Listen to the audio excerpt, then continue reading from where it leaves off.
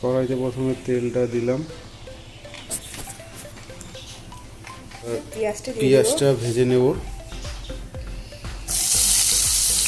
Brown করে ভাজবো, তাই না?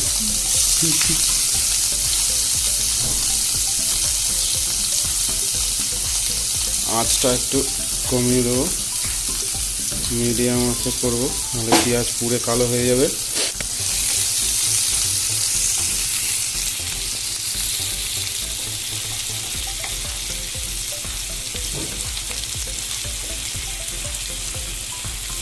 আজকে আমরা করতে যাচ্ছি কাতলা মাছের ভাপা।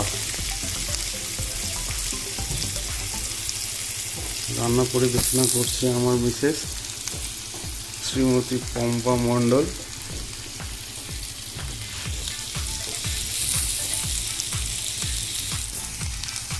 পেঁয়াজটা হালকা ব্রাউন হয়ে গেছে, এবার পেঁয়াজটা আমরা তুলে নেব।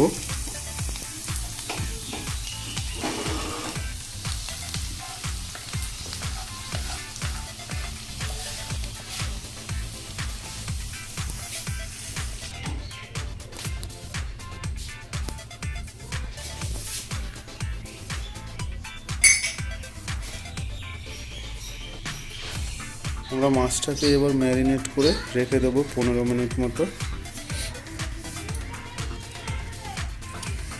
লেবু দিয়ে দিলাম, এতে মাছের যে আষ্টে গন্ধ এটা থাকবে না।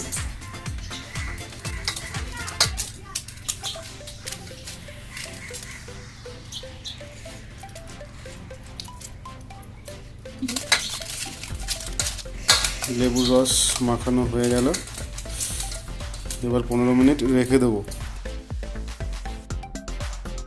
দেখে নেওয়া যাক কী কী মশলা আমরা ইউজ করব। এটা হলো সর্ষে বাটা, পোস্ত বাটা, টক দই, 4 পিস মাছ, কাতলা মাছ, 4টে কাঁচা লঙ্কা, লেবু ম্যারিনেট করার জন্য, আর 1 চামচ হলুদ। এবার আমরা এই বাটির মধ্যে দিয়ে দিচ্ছি সর্ষে বাটা,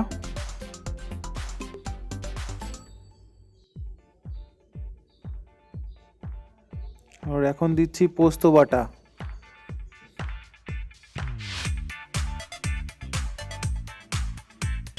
ফ্যাটানো টক দই,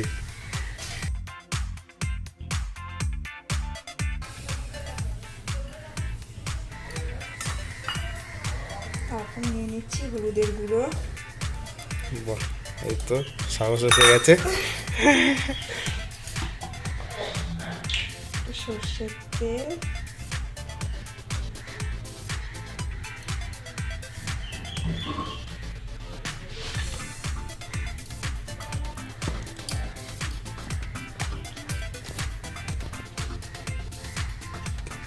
লঙ্কার গুঁড়ো পরিমাণ মতো,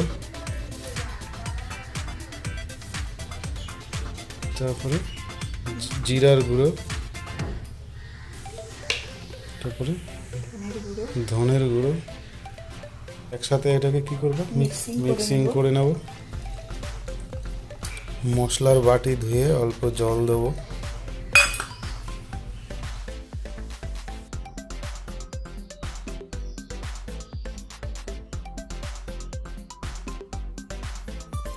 এবার আমরা মাছগুলো দিয়ে দেব।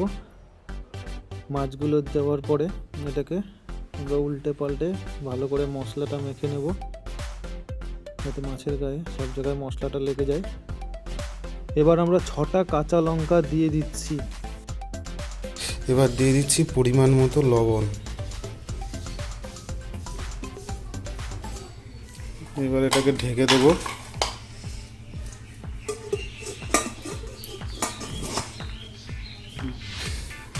কড়াইয়ে জল দিয়ে এবার বাটিটাকে রাখবো কড়াইয়ের উপর। গ্যাসটা ধরাবো।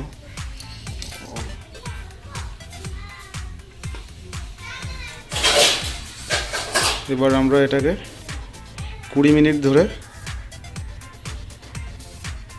রেখে দেব, যাতে মাছটা এটার মধ্যে ভাপা হয়। কড়াইটাকে আমরা একটা গামলা দিয়ে ঢেকে দেবো। এখন এটাকে ঢেকে দেবো একটা গামলা দিয়ে। 20 মিনিটের জন্য ছেড়ে দেবো। এবার আমরা এটা ফুল ফ্লেমে জ্বলতে থাকবে।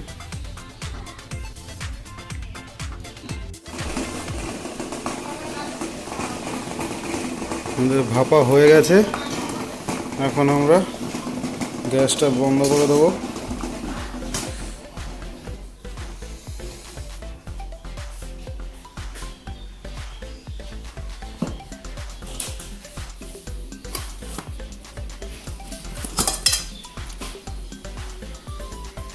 মাত্র 25 মিনিটের মধ্যেই হয়ে গেল আমাদের কাতল ভাপা রেসিপি।